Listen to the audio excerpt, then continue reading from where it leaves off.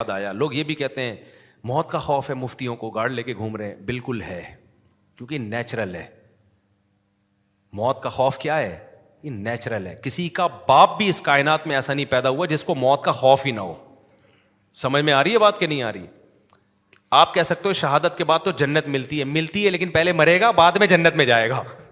راحت اندھوری کا شعر ہے کہ تو خوش فہمیوں کی بھیڑ میں تو بھول گیا، پہلے مرے گا بعد میں جنت میں جائے گا. اس سے پہلے موت کا ایک پروسیس ہے جو بڑا ڈینجرس ہے، اس سے ہر انسان ڈرتا ہے.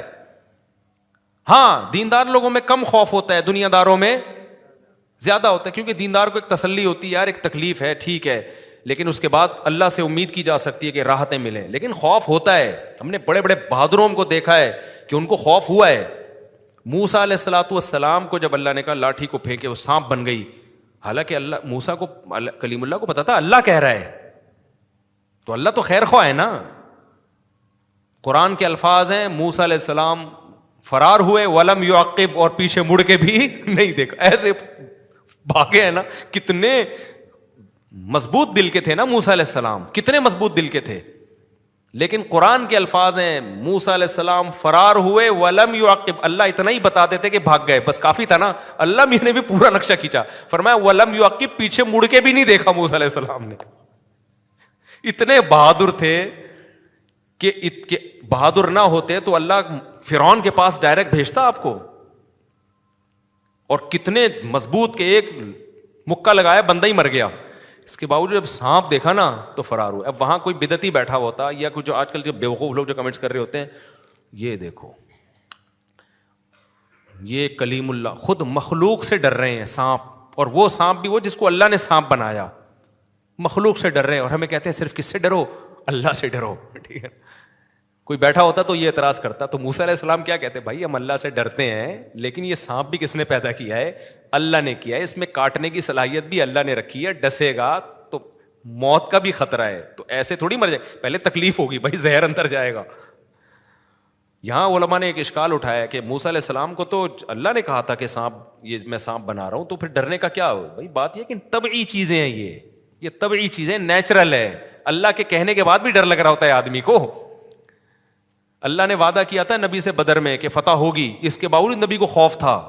آپ سردے میں دعائیں مانگ رہے تھے، اللہ یہ چند لوگ شہید ہو گئے تو اسلام تو نام ختم ہو جائے گا. یہ طبعی چیزیں ہیں، نیچرل ہیں. نہیں ڈر لگ رہا ہے اس کا مطلب اوپر کی کھوپڑی کام نہیں کر رہی. تو یہ سب یہ جو کہتا ہے نا میں نہیں ڈرتا، میں تو لاؤ میں پٹاخہ پھوڑوں گا اس کے پاس، پھر دیکھو کیسا اچھلتا ہے 2 فٹ. باقی یہ کہ دیندار لوگ موت کا ڈر طبعی ہر ایک میں ہوتا ہے، اس کے باوجود بھی جہاں حق کی خاطر جان دینی پڑتی ہے تو خوف کے باوجود جان دے دیتے ہیں، ڈرتے ہوئے دے دیتے ہیں جان، لیکن دیتے ہیں، پیچھے نہیں ہٹتے. جیسے میدان جہاد میں صحابہ کرام، موت کا تو ان کے دل میں بھی خوف تھا، اس کے باوجود وہ اس خوف کے باوجود پیچھے نہیں ہٹتے تھے، سوائے غزوہ احد کے. ایک دفعہ ہوا پھر اللہ نے وہ غلطی بھی معاف کر دی، ورنہ وہ پیچھے نہیں ہٹتے تھے. تبھی حدیث میں آتا ہے اس خوف کی وجہ سے مجاہدین کے گناہ معاف ہوتے ہیں، کیونکہ یہ نیچرل ہے. اس کے باوجود بھی وہ ڈٹا ہوا ہے. اگر خوف ہی نہ ہو تو قربانی کس بات کی ہو گئی میرے بھائی؟ تو لوگوں نے نا بہت عجیب اوٹ پٹانگ قسم کی چیزیں رکھی. تو بہت سے لوگ ہیں مفتی صاحب موت سے ڈرتے ہیں، دیکھو گارڈ وارڈ رکھے ہیں. مجھے خیال ہے میں لکھوں ہاں ڈرتا ہوں. تو میں نے آج تک کوئی بزرگ ایسا نہیں دیکھا جو بالکل بھی ڈرتا نہ ہو. ابھی اللہ نہ کرے کہیں پٹاخہ پھوٹ جائے، گولی چڑھ جائے، دیکھو سارے لیٹیں گے، لیٹے ہوئے ہوں گے یہاں پہ بچنے کے لیے، اور سب سے پہلے میں لیٹا پاؤں گا، کیونکہ مجھے ڈر ہوگا کہ یہ میری وجہ سے ہی، کیونکہ زیادہ تو مجھے ہی ہدف بنانے کی کوشش کی جائے گی. تو میں تو جب نماز پڑھا رہا ہوتا ہوں نا تو میں یہ دیکھ رہا ہوتا ہوں کہ اگر کوئی کیونکہ دہشت گردی کے خطرے تو ہوتے ہیں علماء کو، میں بہت ہوشیاری سے دیکھ رہا ہوتا ہوں. کوئی بھی مشکوک حرکت ہوئی نا، سامنے کوئی رائفل کوئی اجنبی بندہ آیا تو سب سے پہلے میں لیٹ جاؤں گا، یہاں پہ میں لیٹ جاؤں گا. تو لوگ بولیں گے مفتی صاحب ڈر گئے، میں بولوں گا الحمدللہ ڈر گیا، کیونکہ نہیں ڈرا ہوتا نا تو مارکیٹ سے شارٹ ہو چکا ہوتا ہے.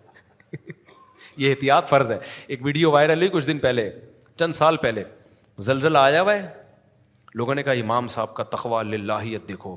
زلزلہ آ رہا ہے، مقتدی ایک ایک کر کے نا کھسک رہے ہیں، امام کھڑا ہوا ہے بیچارہ، الحمدللہ رب العالمین. لوگ کہہ رہے ہیں امام صاحب کا توکل دیکھو. میں نے کہا یہ توکل نہیں ہے، یہ پرلے درجے کی حماقت ہے. کیونکہ جب چھت گرے گی نا تو وہ نہیں دیکھتی امام کون ہے مقتدی کون ہے، ان میں کتنی رکعتیں ہوئی تھی کتنی باقی ہیں. کہ زلزلہ بولے ابھی سلام رہ گیا، خالی سدا صاحب رہ گیا، ان کا ایک باقی تھا وہ کمپلیٹ ہونے دو. چھت تو گرتی ہے بھائی، تو امام کو چاہیے پتلی گلی سے بھاگے وہ، لیکن وہ امام کو بھی پتا تھا میں اگر بھاگ گیا مقتدی بولیں گے آئندہ تمہارے پیچھے نماز ہی نہیں پڑی، تو بزدل آدمی نکلا. جیسے ہی زلزلہ آئے ہم پہ فرض ہے جہاں بھی ہوں، چاہے تراویح میں ہو تہجد میں ہو، فوراً وہاں سے کیا کریں، بھاگیں. اور یہ حدیث میں ہے، نبی نے فرمایا تم میں نماز کی حالت میں کوئی سانپ دیکھے تو سانپ کو قتل کرے، جا کے نماز کمپلیٹ نہ کرے.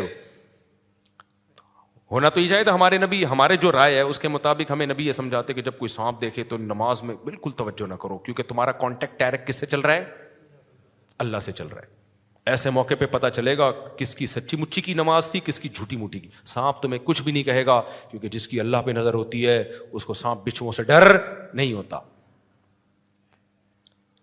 تو یہ بتاتے، لیکن نبی نے ایسا نہیں بتایا. نبی نے فرمایا نماز میں سانپ نظر آئے کیا کرنا ہے، اسے مارنا ہے. پھر اس میں فقہا کا اختلاف ہوا کہ جب ہم اسے ماریں گے تو نماز ٹوٹ جائے گی یا نہیں ٹوٹے گی.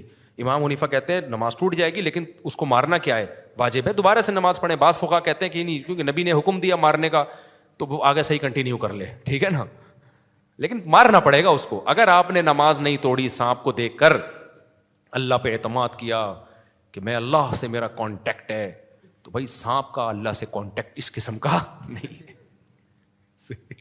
وہ ایک آدمی کسی کے گھر گیا نا، کتا بہت بھونک رہا تھا، تو مہمان ڈر گیا.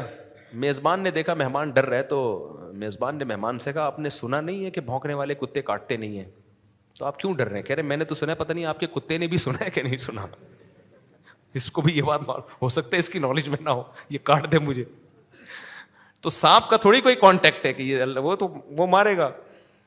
تو یہ دین فطرت ہے میرے بھائی، اس میں کوئی عجیب سی چیزیں دین میں لانے کی کوشش مت کرو. تبھی اسباب اختیار کرنے کا حکم دیا ہے ہمیں، اور وسائل اختیار کرنے کا حکم دیا ہے. بات لمبی ہو گئی، کہاں سے کہاں چلے. تو بدعت میں خلاصہ یہ نکلا، بدعت میں ٹینشنیں ہی ٹینشنیں ہیں، سنت میں راحتیں ہی راحتیں ہیں، سکون کی زندگی ہے. بدعت میں بڑی ٹینشنیں ہیں، کیونکہ بدعت کے پاؤں نہیں ہوتے، ٹینشنوں میں چلتے چلے جاتے ہیں آگے.